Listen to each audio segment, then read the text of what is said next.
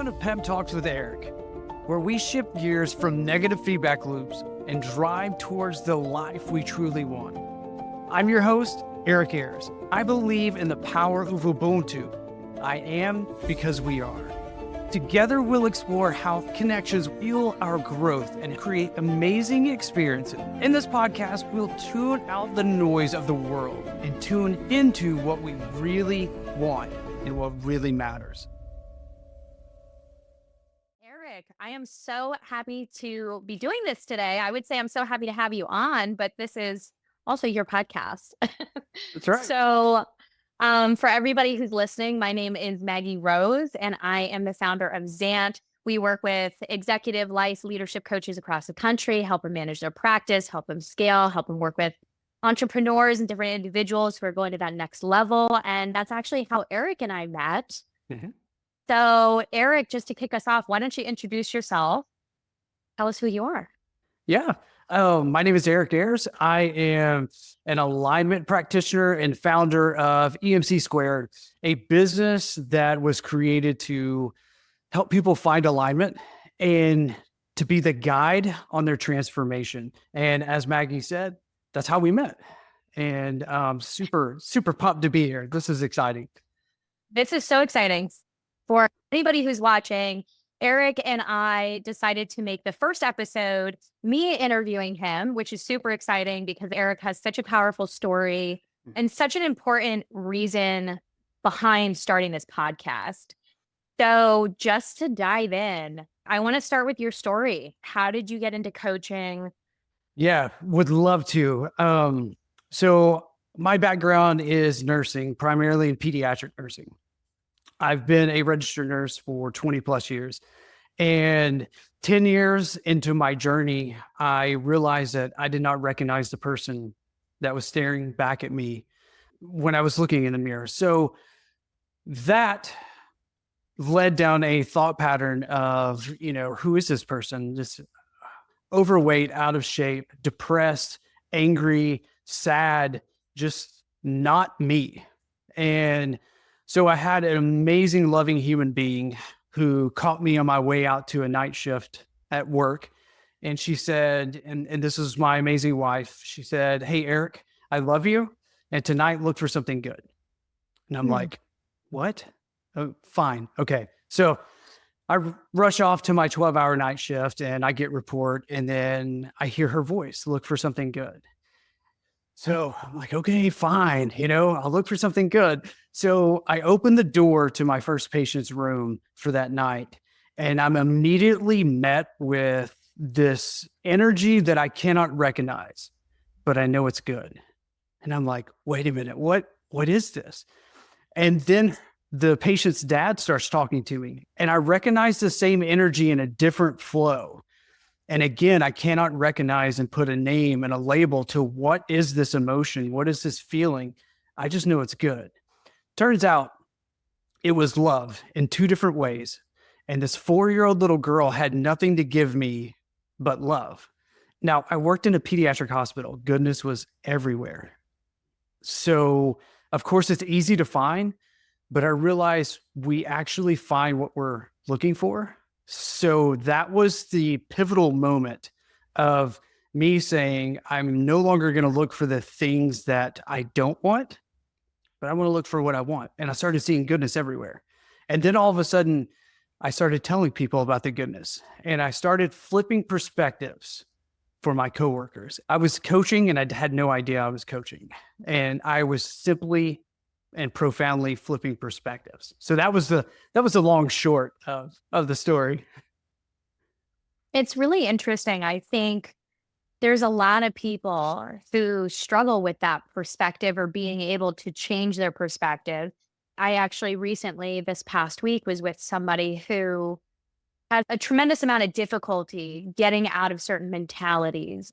And so I think when I hear your story, immediately I think, like, was it that easy for you to just hear that thing and then jump into this different perspective? Was there a little bit more struggle behind that?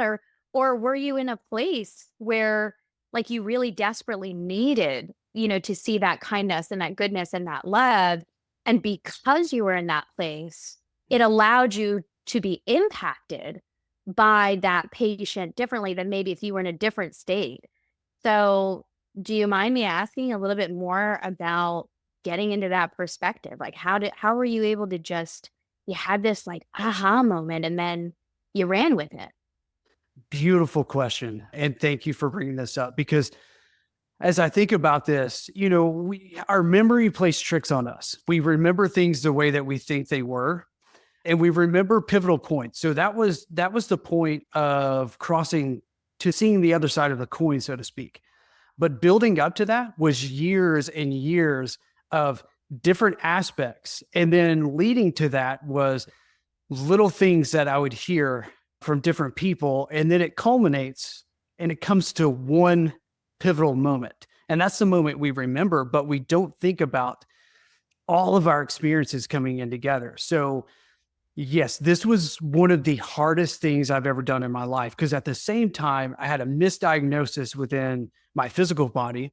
I went through literally 1 year of hell that I would not trade for the world because it taught me so much about me and it taught me ways that we can dive into our emotions. So, for example, as this journey started, I realized I was not feeling emotions. So, I had prided myself on disassociating myself from emotional situations in pediatric healthcare. So, the death of a patient, the abuse of a patient, the things that we see all the time and are expected to just continue to go on with life. I prided myself on being able to disassociate from that. Well, the thing is, you can't turn it on and off. If you disassociate with that, you're disassociating at home with your family, your friends, like everywhere. So what I realized was I was exhibiting anger and I was feeling sadness. And that was the only emotion that I could tap into. That's why the love was so unfamiliar because I was so far away from it. It was like, wait a minute, I want that. Right. So my journey after this wasn't like, oh my God, this is amazing. This is easy. No, it was freaking hard. And then it wasn't. Every day was a shift. It was another shift. And it was another reminder of I'm not going to go back because we have these limited mindsets that are it's our paradigms, it's our pre-programmed material that run subconsciously throughout our days. So as you catch that, you're like, wait a minute, that's not my truth anymore. This is my truth. And it's constant. It's like exhausting until it's not. And then all of a sudden you're like, wait a minute, I do recognize that person in the mirror now. I like what happened? So it feels like, like the one hit wonders. It took them 20 years to get that one hit. It's not an all in one, like, oh, I got it. It's the culmination of everything. And so it's the Ubuntu spirit. It's the I am because we are. And that's the whole philosophy behind it is every interaction, every contact, everything that we do on a human connection adds value and preps us for that next pivotal point that we're looking for. As you're talking, of course, I'm thinking about different things in my life and, even being an entrepreneur, there's like this inside joke in the community, which is that we're kind of, and this is such a bad word to use, but we're kind of a little quote unquote insane because we're so stressed and we operate on this really intense stress level constantly. Where I always like to say I run 3,000 miles an hour, 365, 24/7. And when I don't have that in my life, to a normal person, they might be like, oh my God, you need a vacation. You need to take time. You need to take time away. But if Yeah. I take that vacation, I take time off, I actually almost feel out of place, out of sorts. I heard it's like stress laxing. It's like not being able to relax because you need a certain level of stress. But where I'm going with this is when you become an entrepreneur and you start running towards something full speed ahead, it's exhaustion, it's burnout, it's stress. There's a lot of pressure, and it's a lot of pressure that we create ourselves. There's nobody telling me you need to have a deadline. I'm making those deadlines, Right. and I'm putting a lot of pressure on myself. But once you get into it, you realize I am locked in. I have my force binders on. I am fully focused. there's an adrenaline that you were almost chasing that allows us to run 3,000 miles per hour, 24/7, 365. And, there's a lot of people that might make comments about what I just said because it's not necessarily healthy. However, there's a certain click that happens when you're all in. And when you're all into something, there's something that is life changing in Yeah. that's purposeful, right? And so I could only imagine that as you're going through this journey, you're tapping into your purpose Mhm. and you're tapping into something that makes you passion filled and passion driven.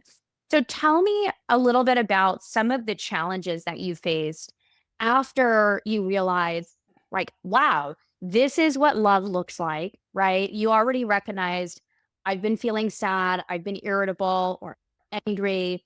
I can only Yeah. imagine that you must have been severely burnt out. And I also have a lot of friends Mhm. myself in nursing, and there's a lot. There's a lot of burnout and there's a lot of stress, obviously. There's a lot that plays into that industry. So tell me a little bit about the journey and the challenges that you faced head on to get to here today. Totally. Yeah. And before diving into that, you beautifully illustrated inspiration. So inspiration is inspired. It's from our higher being. It's from God. It's from universe, source, whatever Alan Watts says, you can't get wet by the word water. Like it's the energy, whatever you relate to. That's the beauty of it. But like when you're inspired, you go 100 miles an hour towards that. And then it's no longer stress, it's passion. So now you might feel the same internally, but you have different hormones being released, and different chemical cocktail that is released is for growth and expansion, as opposed to stress and do I hide, do I fight, or do I flee? So it's a shift. It's kind of like the Olympics. I love this analogy because after an Olympic athlete like swims, let's say 100 meters, they ask him, "Were you nervous?" "No, I was excited." Well, if you look at it at a chemical makeup, it's the same chemical cocktail. The only difference is their perception. They were excited as opposed to nervous. If they were nervous, it's going to disempower them and they're going to go slower. If they're excited, it's like, let's go forward, right? That's the difference. So wanted to throw that out. That's exactly what you mentioned. And that's why some people, it feels like an imbalance. And also, like, people are designed differently. Some people create energy, some absorb and reflect energy. So it depends on who we are and what we're going at. So one of the hardest things I did was to say, I want to feel. And it was a journey, and it's still a journey. Like, I'm still recognizing emotions that I'm like, wait, what is this? But I spent time on each emotion until I felt satisfied that, okay, I can feel this, I understand it, thank it, and then release it, and then move on. That was really hard. The other hard part was exhausting Western medicine for this misdiagnosis that I had and not getting better, and going within to my pharmacy to self heal. And that was a conflicting view on being a Western medicine nurse who's taught medicine versus something else that offers Eastern medicine. It offers meditation and yoga and mindfulness and calm. And so that was almost like splitting bone and marrow, as some of the scriptures say. It's like splitting and becoming who you are, as opposed to what you thought you were based on the way that either other people have helped you get to that point, or a story that you told yourself of, I told myself, I want to be a nurse. I want to help people. Had no idea way back then that coaching, I could help people at a way better, bigger capacity and impact humanity in a different way. So ultimately, that shift was probably the hardest part. It was like the last little bit to get over that hump before starting to cross downhill, if that makes sense. So let me ask you something. You have this moment, it changes your life. It starts to creep in to all these different things that you're doing. You realize nursing isn't for you anymore. Is that what happened? You were like, this isn't for me, or this chapter has to close. And then how did you get from A to B? How did you get from Yeah. like, I'm going to start my coaching practice and I'm going to get certified? And like, how did you go through that journey? How did you go from that moment of realizing maybe this isn't for me anymore? And did you deal with emotions like guilt and shame for having to leave that behind? Or was it just Mm. really clean cut? The only potential guilt or like kind of thoughts of maybe I could have done something better was not living and putting this energy into my patients from when I started. So, other than that, leaving the bedside, there was zero regret. And ultimately, for that first 10 plus years, I was seeking to climb the hierarchical ladder within the hospital. And so I was forcing my way. There's a great book called Power versus Force, and I was attempting to force my way through this organization. And I was coming across as a jerk. And honestly, I was a jerk. It was like I wouldn't wanted to work with me, right? Because I was negative. So that was me. Well, in the shift, it's like there's no more focus on climbing the hierarchy. It's how can I serve? And that became my focus. When I got to work, I was ready to serve, and that could have been my employees, my colleagues, that could have been patients, families. It didn't matter. And because of that, I'm like, okay, I need to start writing. Writing was something that I reconnected with, and that's what I did most of my childhood into my early and late teens. I started writing again, started writing for the ER newsletter, for example. Well, all of a sudden, people started coming up to me, offering me opportunities. And one of the greatest mentors, professional mentors, it was my CNO at the time, offered me the chance to take design thinking training. And I was like, I have no idea what this is. And from the moment I started this class, I was reignited with my 5-year-old self. And I was like, oh my God, this is me. Like, this is how I think. This is how I flow. This is my solution techniques. And let's tell everyone about this. I got super excited, and design thinking led me into innovation and simulation in healthcare. So it got me away from the bedside. I'm still in the hospital, but now I'm looking at strategic innovations that we can do to change how patient outcomes are, increase patient safety, increase patient outcomes, and increase like employee satisfaction. That was the precursor to all this, because that's building the stage and understanding a different type of design and innovation. Then finally, it was after COVID, a bunch of things went down, and I was like, okay, it's time for me to do something outside of here to make a greater impact. And was introduced to a leadership and development program director at University of Tennessee. And she introduced me to ICF, the International Coaching Federation, and introduced me to the idea that I can become credentialed in coaching. So I went through that course and loved the focus on empowering the individual to go within and come up with the answer that's already in there. So ultimately, I mean, that's what coaching is I'm your guide to help you go within to figure out these problems or these solutions that you already have. And so that's kind of how everything crossed over, and then it just continues to expand. Yeah, I was talking to another coach recently, and she worded it very interestingly when I asked, about therapy versus coaching, and she said, "Well, and this is not to say that somebody who's well versus unwell is, a bad thing, Right. but she said somebody who feels unwell might go to a therapist to feel well, and somebody who feels well might go to a coach to become their best selves." And I was like, wow, that is Yeah. so powerful, because I went the therapy route for several years. Part of my story is I worked with a therapist who took a chance on me for only $10 a session. And Mhm. that completely changed my life, because at the time I didn't have the money. Therapy was something that was very stigmatized, and it still is today. And I actually believe that since COVID, we've taken that stigma and put it in a different direction, but still very much associated Mhm. with therapy and even with coaching too. And eventually in my journey, my therapist retired.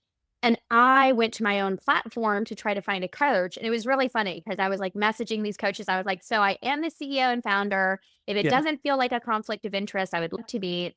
And going through that journey of trying to find a coach, I worked with a life coach who was more of like a confidence coach, more like, getting unstuck, in your life. And I needed that. And that was a great transition from therapy, very, very traditional therapy, into where I would go in person and meet with somebody, which that feels like so crazy to say today. Like people Yeah. don't go in person anymore, right? But going in person to therapy and having a very traditional approach where I was almost asked questions to get to the answer myself.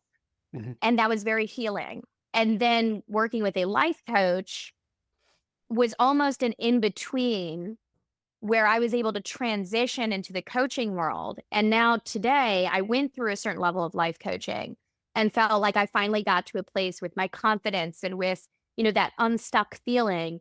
And then I was really growing into myself as an entrepreneur. And I thought, I need somebody who is going to kick me in the butt, hold me accountable, Mhm. tell me like it is. And I'm at a point now where I can be receptive to that. And that's when I found my coach now, Teresa, who is very much a part of my story. Also met her through our own platform with Zant. And she's just changed my life. I actually had a session with her earlier today. And it's just different. There's so many coaches across this country who have so many different methodologies and they practice different types of coaching and work with different people, follow different niches. So tell us a little bit more about how you got to the methodologies you focus on today in your coaching practice. Yeah. No, we could spend hours talking about this. This is like, I love it. It's not for everyone. So human design is the largest aspect of what I provide. And so you have to understand a little bit about me. I'm a gatherer of knowledge and a sharer of that information. So like part of who I am and what I do is I take all of this information, I read different books, hear things, and then one day I have this idea, and it's like five different people's voices coming together and forming this understanding. So, human design. So, we're all born with a blueprint of how we interact with the world. It's our essence, it's our vitality, it's who we are from our physical and our spiritual self combining together. So, if we were to run our human design chart, we start to understand things. So I'm a generator, meaning I have an open aura. So people feel welcoming, which is great for a coach because you're like, hey, come talk to me. You have an innate understanding of, wait a minute, he has something I might need. That's the way the aura works. And then generators create energy. So we're the energy force of the world, if you see it that way. So ultimately, that's what I do. I put the energy out and then it comes back into different energy levels. We're not going to go into detail. So, anyway, what is amazing about this is when I first looked at mine, it made me like almost like exhale and say, this makes so much sense. So, my profile is a 1-3, which says most of my life I've spent gathering knowledge and studying humans, the human connection, the human interactions, the Ubuntu, like all of it comes together.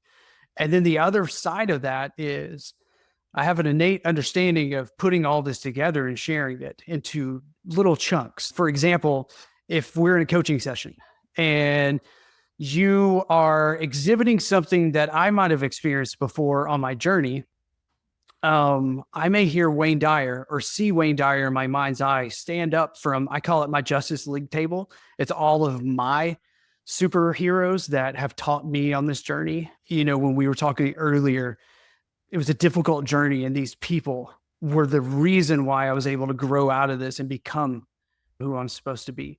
So Wayne Dyer might stand up and be like, hey, share the water analogy. And that's all he has to say. And I'm like, ooh, that's perfect for here. And it comes into play as, hey, this helped me. Maybe it'll help you. And it hasn't let me down yet.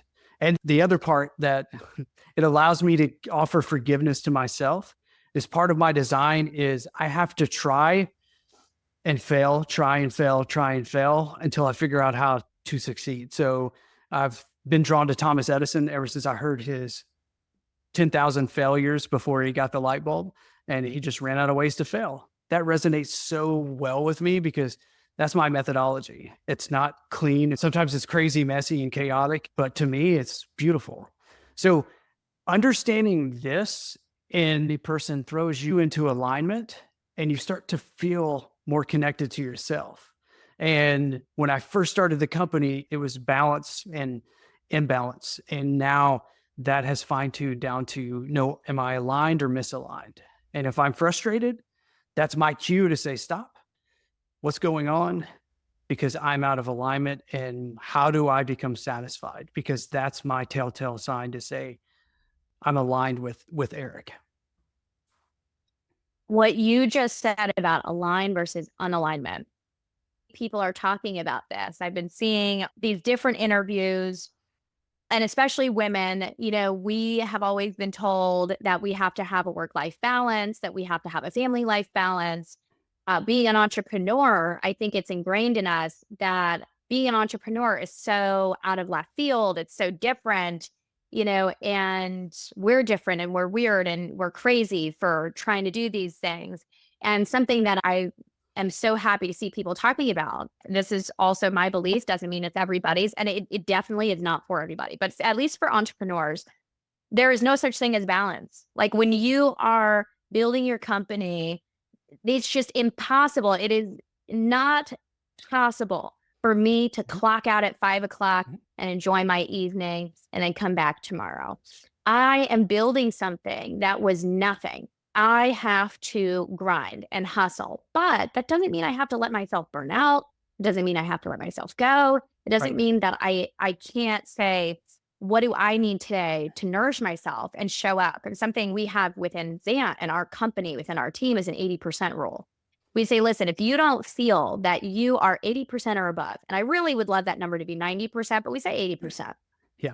80% or above. If you don't believe that you are operating at that percentage, then you need to stay home. You need to reconnect. You need to take care of yourself. You need to take a day. We don't make anybody feel guilty about that. We don't make anybody feel bad about that.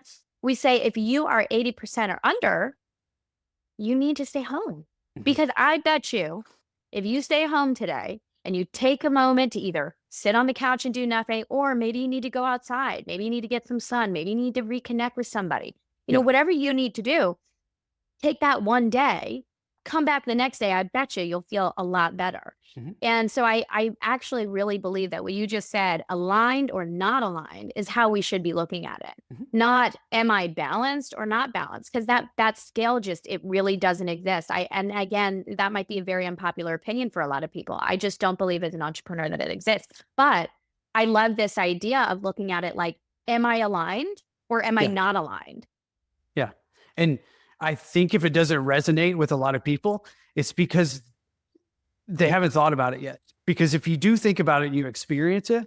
You as an entrepreneur, for example, if you're aligned and you're like, all right, I'm shutting the computer off, I'm going to meet friends for drinks.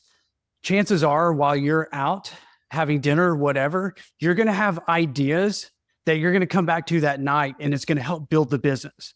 We put a stop and a certain stop time on life for our work, and it doesn't have to be that way, because like, if we are truly being ourselves and in alignment, we're always that person. And so if you're turning it off, you're saying, I don't want ideas to funnel through right now. And that's for work time. And it's like, no, some of our best ideas are when we're out for a walk or with other people, because we feed on other people's ideas. They help nurture our own ideas. That's the power of humanity, is we're all better together. And that's part of why, because we're all seeking to become better versions of ourselves, which then makes those with us want to be better as well. I think that there's something so powerful about what you're saying. And, I think anybody from my network who's watching this is probably like waiting for this moment that I'm going to mention Natalia, but I work with somebody named Natalia Rojas. She's the founder of Two Fit Brands. And her and I work together, and people always joke about like our dynamic, and she's my yin to my yang. And it really started from us meeting in an accelerator group saying, which was Dream Ventures, and saying, let's go to events together and let's learn each other's companies so that we can pitch each other at events. And it was this beautiful moment of literally going to events together and meeting other people. And instead of this idea of like, let me hoard these opportunities, it was, let me learn your company so that when I'm talking to somebody who maybe this isn't a good fit for me, maybe it's a good fit for you.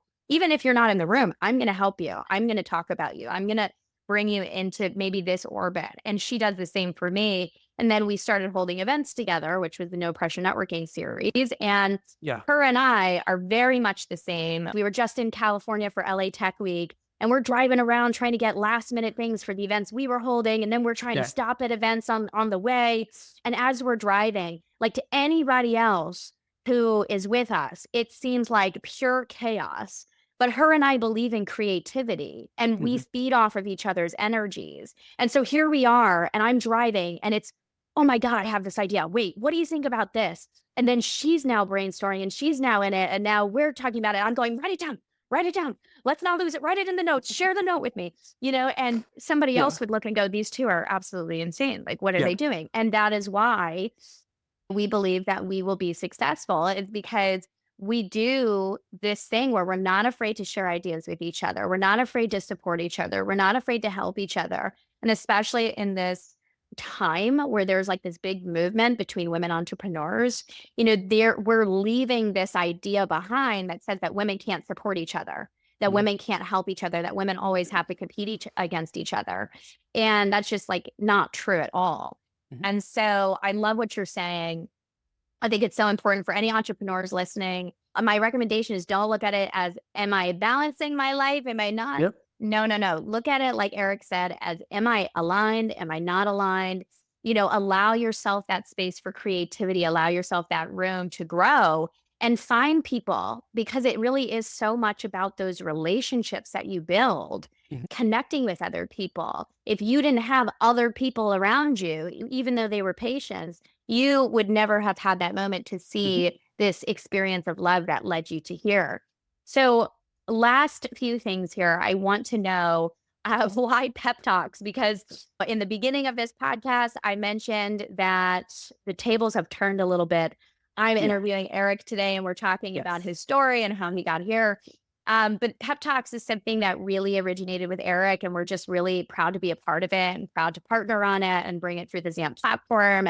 And we're using so many other platforms to distribute it. But Eric, tell us, why Pep Talks? What's the goal? So Pep Talks was born from a previous podcast that was kind of short-lived. EMC Squared was part-time for a bit while I was working my other job. And the other job, my main job, the revenue job at the time, was becoming more and more time-consuming. So the original podcast was short-lived. The name of it was Purpose Empowered Podcast. All right. And it was my early journey of identifying like there's a purpose behind all of it. So it was all getting to this alignment and getting people to understand that we're all superheroes, man. We all have superpowers. Where is it? Let's identify that. So Purpose Empowered Podcast. And so one of my first guests, because I was practicing and also I'm amazed by her, is my wife.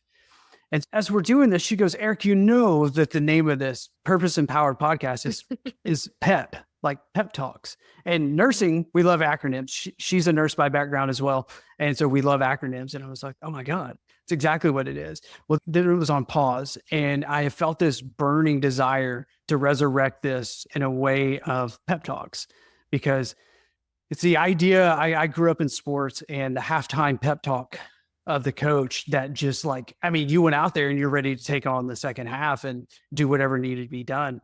And so that was kind of the premise from a coaching standpoint. But the ultimate understanding of what I aim to bring to the listeners and just humanity is, during my journey, I realized I was going to work and I was concreting in negative feedback loops. I was listening to things that was giving me bad advice or taking me in a direction that wasn't life-giving. And when I got to work, I was set up to take this energy with me. And then when I was coming home, I was continuing that loop, feeding it with the same negative energy. Well, once this transition started, I didn't want to do that anymore. And so I started finding people like Wayne Dyer, like Jake Ducey, Bob Proctor, Earl Nightingale, Napoleon Hill. I mean, the list goes on and on and on. And I started listening to them on the way to work. And when I got to work, I got out of the car, and without me realizing it, I was ready to start my shift as, how can I serve? Because I had this energy that was flowing through me into other people. And then when I would come home from work in the morning, I was listening. I was either finishing that recording, finishing a podcast, or finding something else. And I'm like, I got to learn more and more and more. And so ultimately, one of the biggest things that I did for myself was replace negative feedback loops with positive ones. And it's very easy and very difficult to do. It's easy to shift into a different way, but it's very difficult for us to start changing habits because we love familiarity. Like, we love it. And so when we're changing, our subconscious is like, no, we've survived like this for years. We're good. Don't touch it. So Pep Talks with Coach Eric is ultimately about, let's shift some of these negative feedback loops and let's replace them with positive ones, with tools that you can use in real time, and to offer yourself forgiveness, to say, we're not perfect. Like, I still fall into bad previous behaviors as well. And it's, do we recognize them? Do we catch them? And do we put in an effort to change them? Do we seek to be aligned? So we're going to bring on some amazing coaches who have been through their own amazing journey. And then I'm going to fill in some of that with more of my story. There's many things that have come up along the way that ultimately, let's bring alignment through shifting from negative feedback loops to positive ones. And the goal is to do this on your way to work or the way home from work. Let me be your companion on the way there to speak life into you. So that way, when you're there for 4, 6, 8, 12 hours, you can speak life into those around you. And we can expand this human connection, this human experience through this platform. Awesome. Coach Eric, it is such a pleasure to be on the other side of the table today and be able to interview you. I'm so excited for what is yet to come. This podcast is going to be super awesome. As Coach Eric mentioned, we have so many amazing guests lined up who are coaches from all across the world, who have their own story, who have their own experience, who are going to be sharing their journey of getting to where they are, and also giving out some of their own pep talks and their own little golden nuggets of advice to our listeners. So stay tuned. As Coach Eric mentioned, listen to this on the way to your job. But if you actually are a work from home person, listen to it in your AirPods as you're vacuuming, as you're cleaning, as you're working. I'm really proud that Vant can be a part and be a support. We just hope that we can continue to make a greater impact and inspire some of those who need inspiration, encourage those who need encouragement, and really lift you guys up. There's a lot going on right now in the world, and I think we all need each other. So thank you so much, Coach Eric. Again, my name is Maggie Rose. I am the founder of Vant. You can actually find out more about Vant at getzant.com. You can also find Eric on our platform. If you go to user.vant.app, this will all be in the bio blurb section of the podcast. Eric, do you want to share any other places that listeners can find you? Yeah, absolutely. On LinkedIn, we will have that down below in the comments. And you can scroll around on my website at emccoaching.me. We start at Zant and reach out there. Awesome. Thanks, Eric. Okay, everyone. Stay tuned. Thank you for joining me on Pep Talks with Eric, where together we shift our focus, embrace connection, and drive towards a more fulfilling life. Remember, it's not just about where you're headed, but how you choose to travel along the way. As you continue your journey, know that you have the power to change lanes and focus on the path that leads to positivity, purpose, and connection. Let's stay connected and continue empowering your journey one commute at a time. Thanks again for tuning in, and I'll see you next time. And until then, be well, be loved.